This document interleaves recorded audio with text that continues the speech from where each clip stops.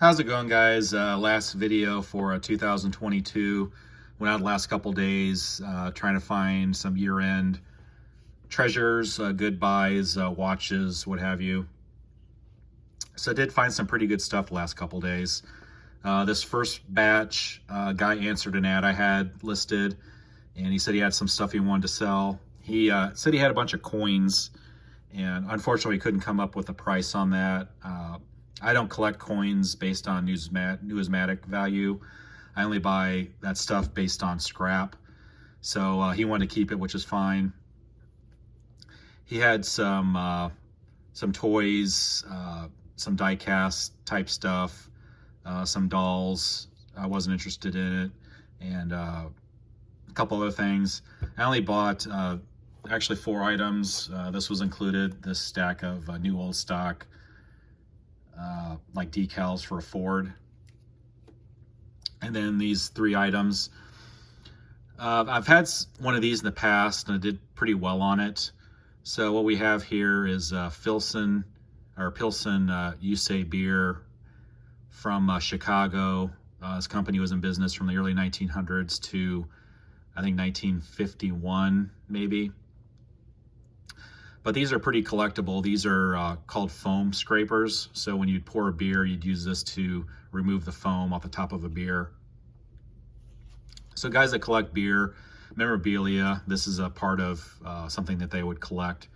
And surprisingly, some of these can sell for, depending on the rarity and the company, some of these can sell for several $100s. So I ended up getting that from him. Pretty cool score there. I basically told him I buy watches if I can't verify they work based on them just being broken. So these probably belong to his dad. And obviously at the time this watch was not running because it's a quartz battery powered. So have a Bulova Accutron here, and came home, cleaned it up, and installed a new battery. And you can see it actually is running. So gold-filled Bulova Accutron from 1973. So pretty cool, funky style on the Accutron there. And this is a really good score here. This Hellbros, I told him that I looked at it and I asked him if he had a knife. I popped the back off, but unfortunately the movement was stuck in the case back inside here. I was trying to pry it, but I didn't want to damage the watch or the dial. And I said I can't verify if this is actually gold or not, if it's just gold filled. And I basically said I'd offer you, the price of it being working and just gold filled. And he said that was fine.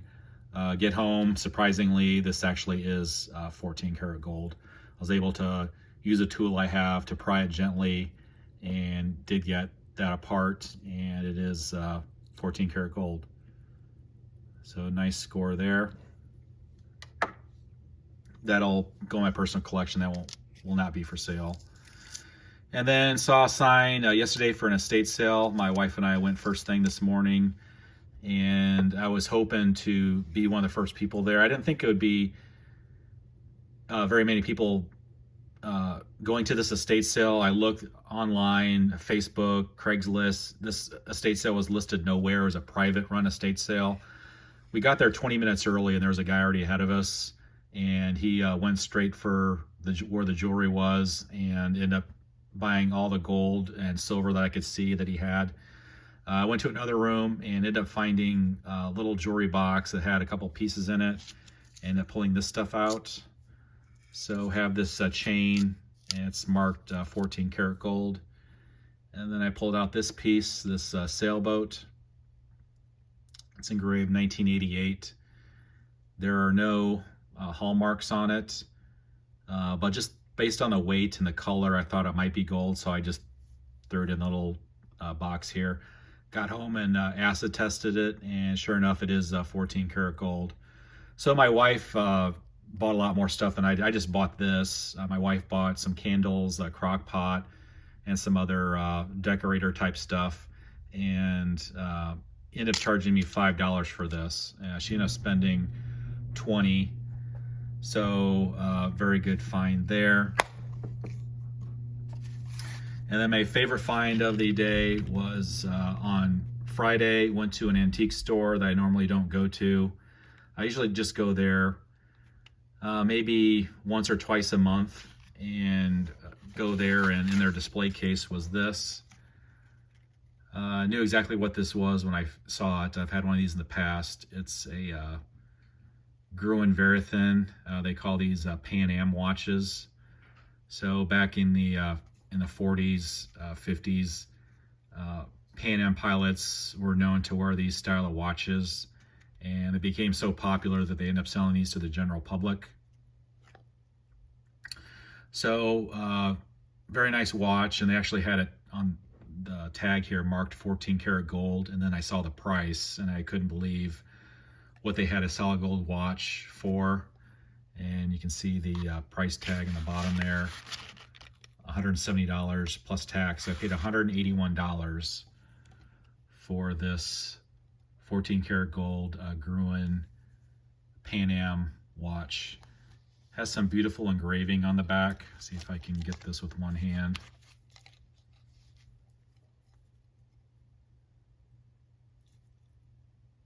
So it has the person's name on top of there. It does say 14 karat gold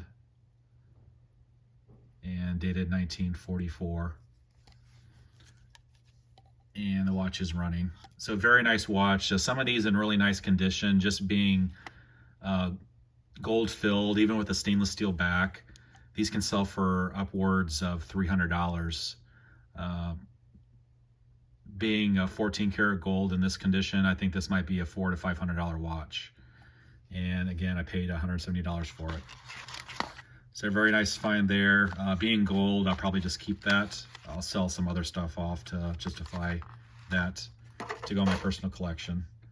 So again, I want to thank you guys for watching. I want to wish you guys a happy new year, and I'll see you in 2023.